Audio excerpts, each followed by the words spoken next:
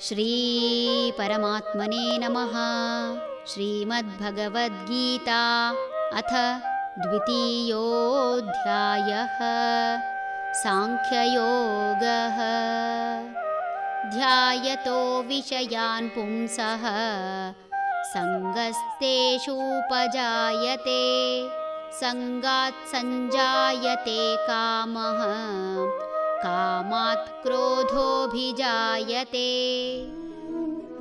ಯಾರು ಇಂದ್ರಿಯ ವಿಷಯಗಳಲ್ಲೇ ಮುಳುಗಿ ಹೋಗುತ್ತಾರೋ ಅವರಿಗೆ ಅವುಗಳ ಸಂಗ ಉಂಟಾಗುತ್ತದೆ.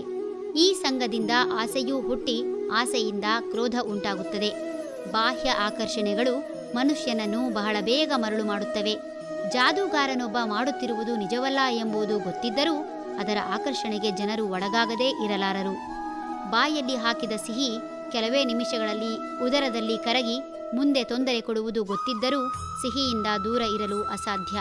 ಹೀಗೆ ಇಂದ್ರಿಯ ವಿಷಯದಲ್ಲಿ ಆಸಕ್ತನಾಗುವ ಮನುಷ್ಯನಿಗೆ ಇಂದ್ರಿಯ ಸುಖದ ಬಗ್ಗೆಯೇ ಆಸಕ್ತಿ ಹೆಚ್ಚುತ್ತದೆ. ಕೆಲವರಿಗೆ ತಾವು ಆಡುವ ವಿಷಯದಲ್ಲಿ ಹೆಚ್ಚು ವ್ಯಾಮೋಹ. ತಾನು ಆಡಿದ ಪ್ರತಿ ಮಾತನ್ನೂ ಎಲ್ಲರೂ ಗೌರವಿಸಬೇಕು ಹಾಗೂ ತಾನು ಹೇಳಿದ್ದೇ ಸರಿ ಎಂಬ ವಾದ ಮಂಡನೆಯನ್ನು ಮಾಡುತ್ತಿರುತ್ತಾರೆ. ತಾನು ಮಂಡಿಸಿದ ವಿಷಯವನ್ನು ಯಾರಾದರೂ ವಿರೋಧಿಸಿದರೆ ಕೋಪ ನಿಶ್ಚಿತ. ಅಗತ್ಯವಿಲ್ಲದ ಮಾತನ್ನಾಡಿ ಯಾರಿದ್ದಾರೆ ಯಾರಿಲ್ಲ ಎಂಬುದನ್ನು ತಿಳಿಯದೆ ಸ್ಥಳ ಸಮಯ ನೋಡದೆ ತಮ್ಮ ಮರ್ಯಾದೆ ಹಾಳಾಗುತ್ತಿದ್ದರೂ ಕೋಪದಿಂದ ಕುದಿದು ಕೆಂಡವಾಗುತ್ತಾರೆ.